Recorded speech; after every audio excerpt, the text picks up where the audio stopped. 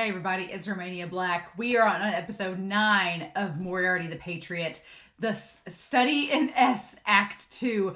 I loved the last episode. It was so good getting background into Sherlock, how he met Watson, getting old Lady Hudson in there, and then of course Moriarty is trying to test Sherlock with this whole mystery of this Duke or Count or whatever getting killed.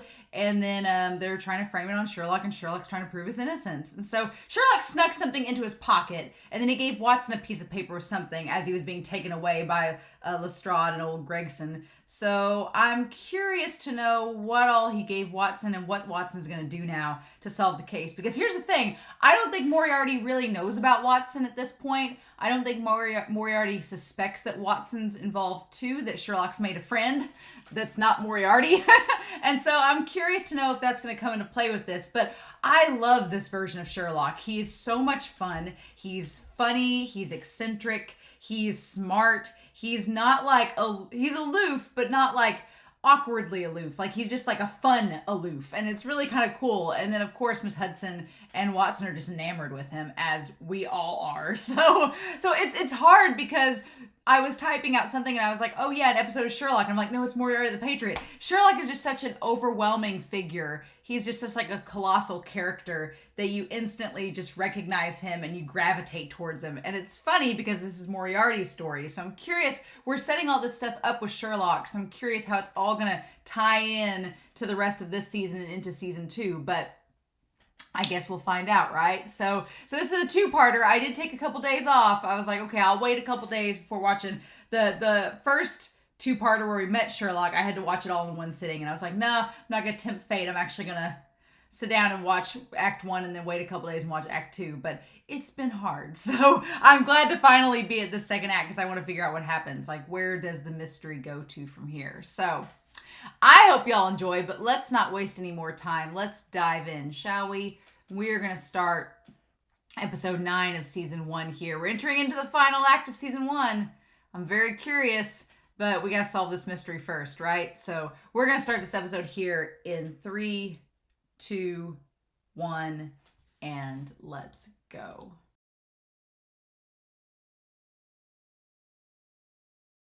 Oh, this was really good. Oh my gosh.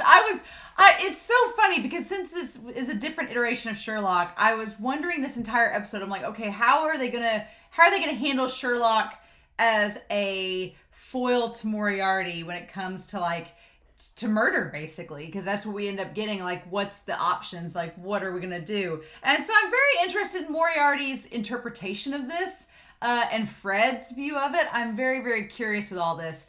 But yeah, this episode, I love, it was a lot more low key than I was expecting, but we're getting like little players set up throughout this and just setting up Sherlock's like drive to solve the mystery and setting up a lot of little things. Like one, Lestrade is basically wrapped around Sherlock's little finger. Like that last part where Sherlock's like, I found the culprit. And Lestrade's like, Sherlock. It's like, oh, Lestrade, you love Sherlock. It's fine. You can admit it. But I love that Sherlock has lots of little pieces in play around the city. He has Lestrade. He has the doctor, Stamford, that we saw earlier. Mrs. Hudson, obviously. Watson is now, he has Watson's undying loyalty after this episode. And then, and also having the irregulars, the little Baker Street irregulars, the little urchins, the grimy urchins he calls them to go help him find his stuff. I'm wondering if any of them know Fred. That would be interesting if that were the case. But yeah, Sherlock in this episode, like just solving the mystery and just figuring it all out. And I was wondering what I thought when he was leaning down the tracks to look at him at the start of the episode, I thought he recognized like a certain wheel pattern or something from Albert's carriage or something like that, where Moriarty had met Hope to tell him about the murder. But no, that wasn't it at all. He just recognized it was a 2-wheel carriage instead of a 4-wheel. All makes sense. And I like the Holmes is like the Scooby-Doo villain of the week. He's like, I'm just going to explain how this works and tell y'all, and it all made sense. The perfect deduction of the perfect crime, right? Old Moriarty has met his match, even though Moriarty doesn't seem to think so. Moriarty still thinks he's in control of the situation, which he kind of is. He still is in control, but he thinks that he's well in control. And I'm like, I know. With Watson being involved, it changes the game a little bit. It definitely does. So, yeah, I like the idea of him convincing Lestrade to let him go and him like being right by the door ready to leave. And of course, Gregson's like just going on and on about his ego. He doesn't pay any attention to Lestrade veering the carriage purposefully so that he can get away. And I like that the note was to tell Watson that him and Lestrade are working together and that he's going to escape. I like that that was the note, to meet him under the bridge, and that he had the ring. He got the ring from the crime scene. And I like that he says, I have a talent for pilfering things. It's like, oh, Sherlock, you're like a little pirate. He's like just digging around finding things. It's great. It's good stuff. So yeah, we've got this scene of them all meeting up together under the bridge and figuring it all out. And Watson, I like that Watson is questioning Sherlock and trying to figure and read him out. And Sherlock's like, it's fine, I'm a wanted man, but we just got to solve the murder. We've just got to solve the murder. That's all. I've already figured it out. We just got to narrow down all our suspects and dangle the carrot and get them all to come out. I can't believe they put Baker Street, like they just put his address out there. So now Moriarty and them know where he lives. And they know about Watson and Watson's name. I found that curious, but I guess Holmes doesn't really know that it's Moriarty. He just guesses it's a third party, but he doesn't seem to realize that it's the same guy he met on the Noatic. So that's the curious part, is that Sherlock's kind of a pawn in Moriarty's eyes. Moriarty's like, oh, we'll just use him. We'll make him a white knight, and we'll just have him be the light shining in the darkness to be hope to the people, and blah, blah, blah. And I'm sure they have a plan for him. But we'll talk about that when we get to it. But yeah, the whole ring thing. The ring thing doesn't seem like it was intentional or planned. It just happened, and the Hope guy admits to Fred that it did. And Moriarty, of course, is like, no, it's fine. And I like that Fred asks if Hope's all right. Fred is an interesting character. He's becoming more interesting in this episode, especially because he seemed very concerned about Hope being sick. And y'all have commented in the manga, Fred got mad when the one guy was killed because he was innocent and all. Some of you commented in the manga, Fred was upset that the one guy died on the Noatic after Enders killed him because he hadn't really technically done anything wrong. And he seemed to be concerned for the Hope guy. And then at the end, he was the one watching Sherlock not kill him the whole time. And he makes the comment that he did what we couldn't. So Fred is an interesting character. I feel like they're setting stuff up with Fred, especially in regards to Sherlock. That's interesting. So yeah, I love that Sherlock has this little ragtag gang of urchins, and they're like the little birds. I was trying to think of what they reminded me of. They reminded me of Game of Thrones when Varys has his little birds, where his little birds are the kids that go around town gathering all the info up and bringing it back to him. That's what the spider and the birds, that's what he reminds me of, what the kids remind me of. That's interesting. But yeah, apparently Sherlock pays them. I'm like, is Sherlock paying off these kids instead of paying his rent? Probably. Probably. I would say so. Why wouldn't he? But yeah, it's interesting. So interesting. So yeah, they have the ring, and I like that Watson's trying to deduce as well. He's starting to use his own deduction skills to try to figure things out, to determine what the killer of Drebber looks like. And so then when it's Fred, I was wondering what Fred would show up as, and it's that Fred shows up as the older woman, like had the plaster over his face. I wondered, I'm guessing that's how he fooled Enders back on the ship, was that they had like a plaster. That's pretty flexible plaster to talk through. Interesting. And then Watson's like, a old woman, but you can see Fred's eyes through the mask. Interesting. And then yeah, Watson gives the ring. I love that Sherlock's way of following them is like just with a jacket over his head. Like Sherlock's so just not conspicuous at all, right? Nah. And Watson has just a heart of gold. Watson has just a pure heart. And he's like, well, here you go then. Here you are. And he's just like, like there wasn't really any way out of it. There was no way they could really get away from giving her the ring. The story was too good. The story was too plausible. And then yeah, dang Fred's got some acrobatic skills, by the way, just hopping around like a damn spider monkey, just jumping off of things, parkour, and going along with it. Like, what the heck? But Sherlock, So, and Sherlock has moments in this. His voice actor is played by Shorter Wong from Banana Fish, and Shorter's my favorite Banana Fish character. So, of course, I would love Sherlock's voice actor. But he has some moments in here where he's really serious, and it's kind of cool. Like he's a really serious character in some parts, and I'm like, huh.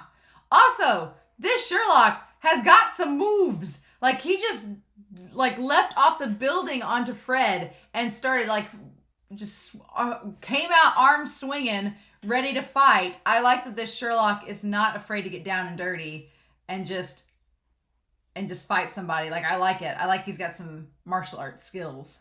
I like it a lot. And yeah, he takes the hand and just cracks the mask with it. I love it. And he's like, and now to find out who you really are, you Scooby-Doo villain. And then of course, Fred's like, nope, not today. Yeah, just leapt away. Damn. And Sherlock's like, damn it. Got the one up on me. Yeah.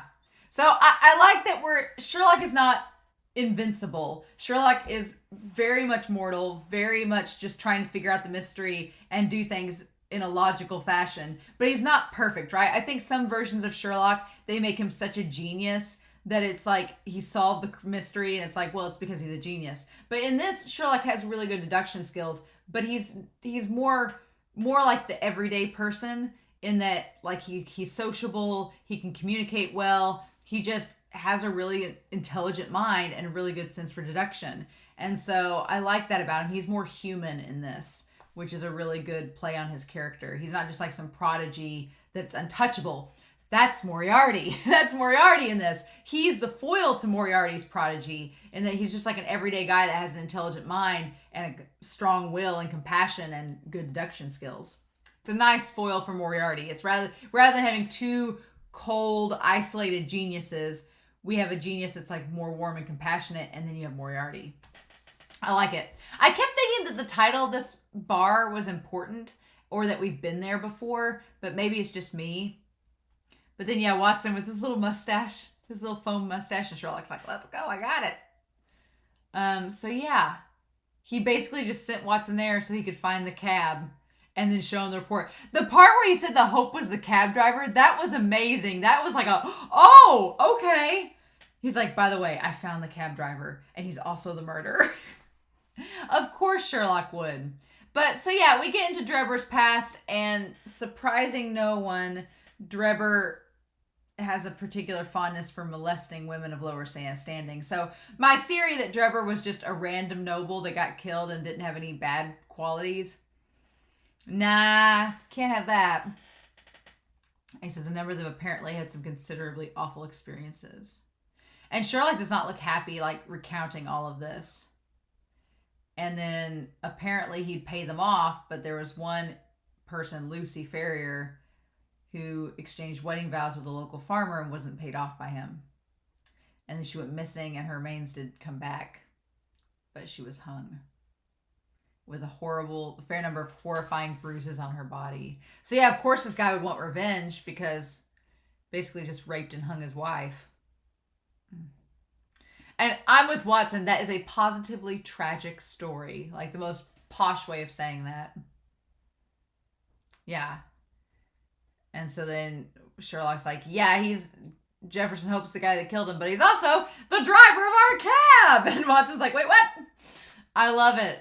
I love it. And he's like, bingo, right? That face he makes when he says bingo, right, is, that face that Sherlock makes, that's going to be the thumbnail, because it's just it's perfection. I love that face. It's such a sly face. He's like, I gotcha. Yeah. It's that gotcha face. Mm-hmm.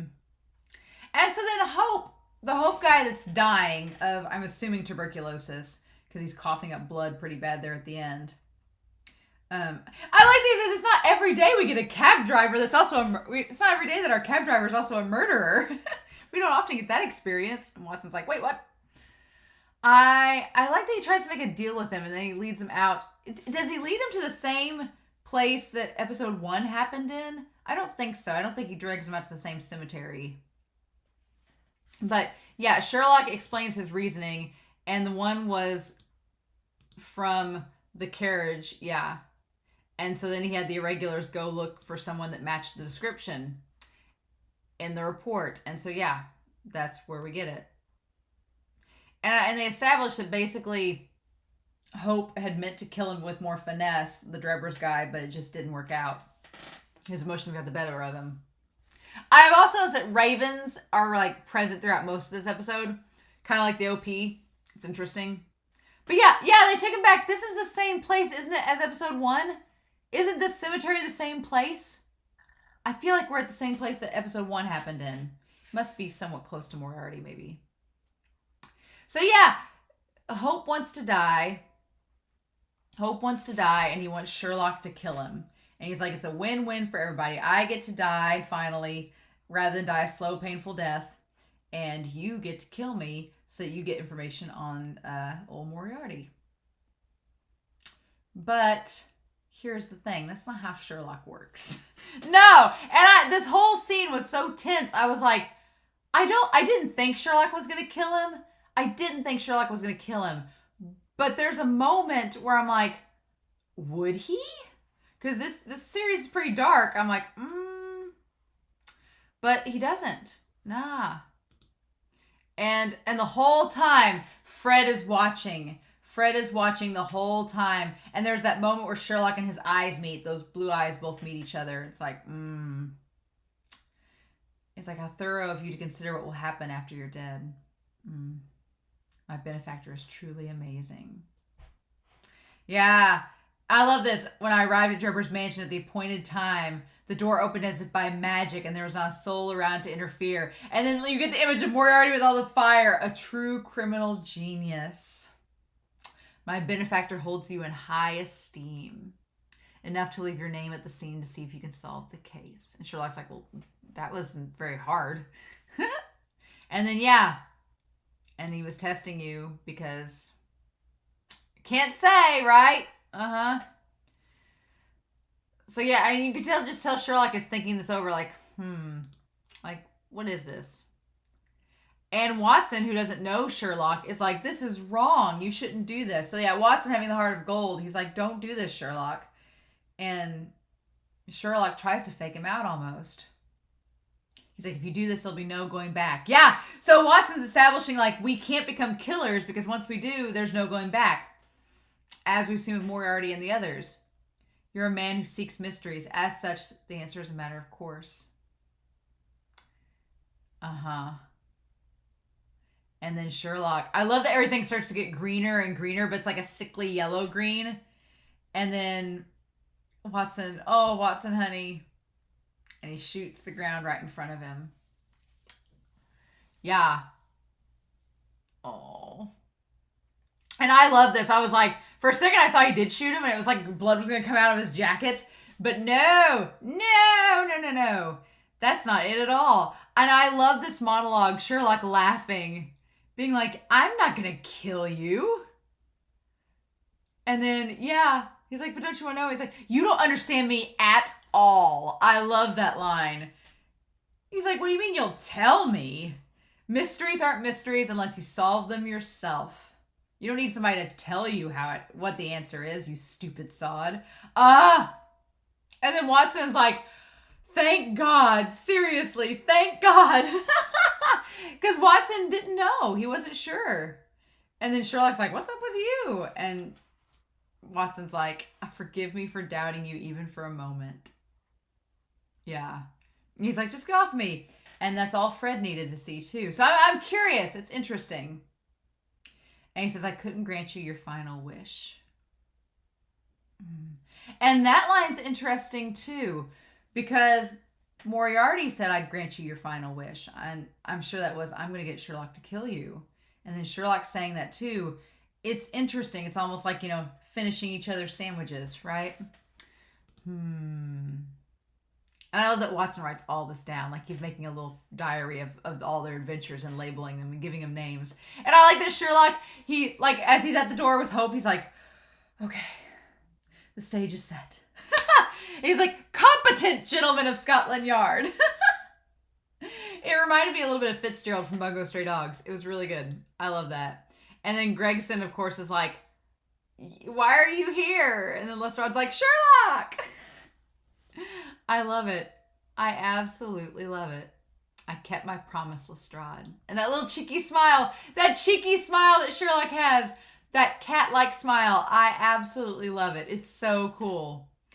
And then we cut back to our boys, consulting Detective Sherlock Holmes. And I like that the ashtray has like a horse, like a knight piece from a chessboard.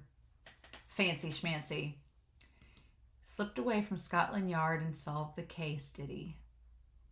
How impressive that he discerned the planner and the executor of the murder plot were two different people. It's like they're just talking about Sherlock like he's like a fictional character in one of their newspapers. The audition has achieved the best result we could have hoped for. So interesting. It was Holmes' quality that I wished to test. That being whether or not he would resort to any means to achieve his goal. Because here's the thing. Here's the thing with that. The idea, because Moran says even after dangling the promise of information in front of him, that even after all that, he didn't go for Hope's proposal. And then Fred, well, then Louis, it cuts to Louis, and Louis is like, according to my brother's analysis, he has an interest in figuring out whoever's behind the scenes. And Fred said, but he didn't kill him. That's Fred's thing. He's like, and yet he didn't kill him. He's not like us. He won't stop at nothing to get what he wants. Which means he's worthy, right? Yeah, so here's the thing. They're going to set Holmes up to be the detective to try to set up their crimes. He'll be taking on the role of solving the crime drama. That we'll be staging on the streets of London. And they feel like they can let Holmes on the street do this because this was a test to see, would he kill to get information? Would he do anything necessary? And he won't. He has limits. And I think that's what Moriarty wanted to find out. He's like, does this guy have a moral compass? Does he have limits? Because if he has limits, we can get away with a lot because he's not going to kill. He's not going to kill for information, right? He's got a stopping point. So they're like, we can still do things and not have to worry about him, basically. He'll be our leading man, which is interesting. Yeah. Who shines a light into the darkness of the world. Yeah. Interesting. And I love that we get the view from the Raven's eyes, and it's red like Moriarty's eyes. The eyes are similar. Interesting. Yeah. But then old Watson, he spent all night writing his diary and writing the whole story, and then he went and put his little jacket on Sherlock. That was so cute. It was so cute. Oh. So yeah, so basically they're gonna use Sherlock as kind of like a player he's gonna be a pawn, a player on the board, and he's gonna be trying to solve the mysteries, but he won't go too far. He won't go as far as Moriarty and them to solve them, so they don't have to worry so much about him. That seems to be their logical thinking behind all of this. I'm curious to see what else they do with this. Like, why do they need Sherlock to be part of the story? Like, I get they've given him a role, but why do they need him? Interesting. Interesting indeed. But yeah, this is a nice wrap up to the episode. I feel like it was a great introduction of Watson's character, but also introducing how Watson is just his undying loyalty to Sherlock now at this point. He's like, nope, Sherlock's got my faith. We're all good.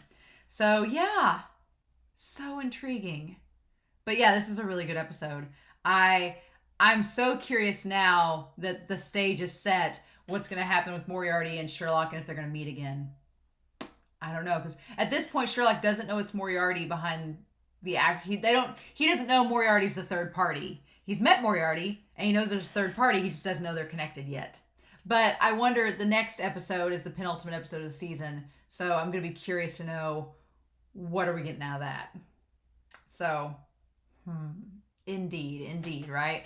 So in any case, I'm curious to know your thoughts about this episode. I love this version of Sherlock. He's great. We got our world building with him. We got the irregulars. We got Watson set up, Mrs. Hudson. We've got Sherlock's moral compass set up. We've got his dedication to the mystery set up. So I'm very curious to see what all we do with this in the episodes to come. But in the meantime, I'm curious to know your thoughts down below. Thank you all so much for watching. I hope you all have a wonderful week. Please stay safe, take care, and yeah, Next week, we'll have episode 10, the penultimate episode of season 1 of Moriarty the Patriot. Bye.